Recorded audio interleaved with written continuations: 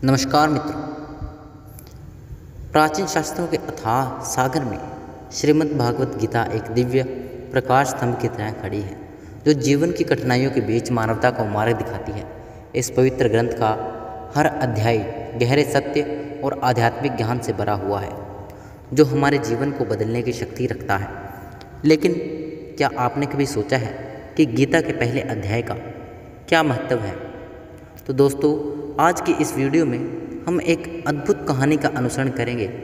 एक ऐसी कहानी जो कर्म, पुनर्जन्म और अंतिम मुक्ति के इर्द गिर्द घूमती है। एक ऐसी कहानी जहाँ गीता के दिव्य उपदेश न केवल एक व्यक्ति के जीवन को बदलते हैं, बल्कि उनके आसपास के लोगों को भी मोक्ष का मार्ग प्रदान करते हैं। तो आइए गीता के पहले अध्याय के रहस्यमयी संसार में प्रवेश करते हैं और इसके भीतर छुपी अद्भुत शक्ति को खोजते हैं। दोस्तों, कहानी को शुरू करने से पहले मेरी आप सभी से अनुरोध है कि कृपया कहानी को अंत तक जरूर सुनें। श्रीमद् भागवत गीता के पहले अध्याय की महिमा और इसके महत्व को लेकर एक बहुत ही सुंदर कहानी है, जो हमें जीवन में गीता के ज्ञान की गहराई का अनुभव कराती है। यह कथा भगवान शिव और देवी पार्वती के बीच संवाद से शुरू होती है। एक दिन देवी पार्वती ने भगवान शिव से पूछा कि आपको महादेव क्यों कहा जाता है?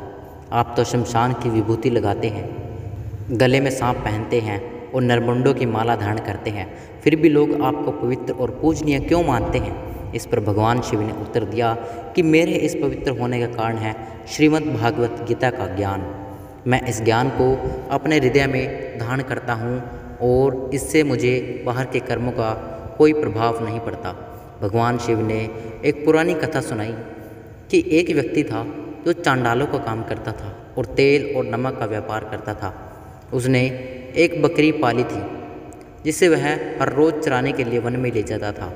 एक दिन वह बकरी को चराने के दौरान एक सांप के द्वारा डस लिया गया और वह वहीं मर गया। मरने के बाद उसने कई नरकों के कष्ट झेले और फिर एक बैल के रूप में जन्म लिया।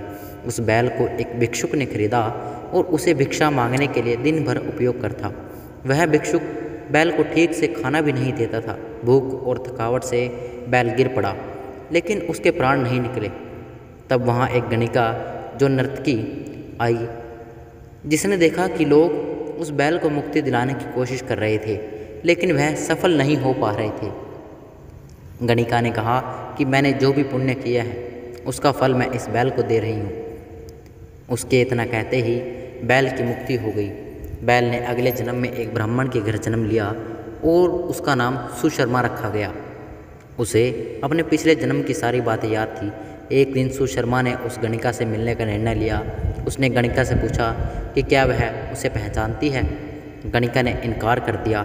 सुशर्मा ने उसे बताया कि वह वही बैल था जिसे उसने अपने पुण्य का फल दिया था। गणिका ने बताया कि उसने खुद कोई पुण्य नहीं किया था, बल्कि उसका तोता हर सुबह गीता के पहले अध्याय का पाठ करता था और वह पाठ सुनने से उसे यह पुण्य प्राप्त हुआ था। सुशर्मा ने उस तोते से पूछा कि वह हर रोज़ सुबह क्या पढ़ता था।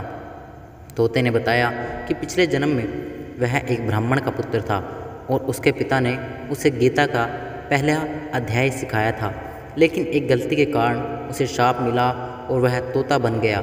अब वह गीता का पहला अध्याय रोज़ पढ़ता है और उसी के कारण गणिका को पुण्य प्राप्त हुआ था। दोस्तों, इस पूरी कथा से यह संदेश मिलता है कि गीता का ज्ञान कितना महत्वपूर्ण है। गीता का पहला अध्याय पढ़ने से न केवल आत्मा को शांति मिलती है, बल्कि यह जीवन और मृत्यु के चक्र से भी मुक्ति दिला सकता है।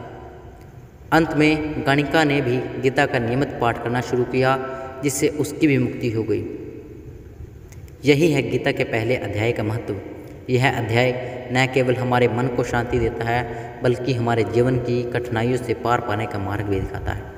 दोस्तों, अगर आपको यह कहानी अच्छी लगी हो तो कृपया हमारे चैनल को सब्सक्राइब करें और अपने दोस्तों के साथ शेयर ज़रूर करें।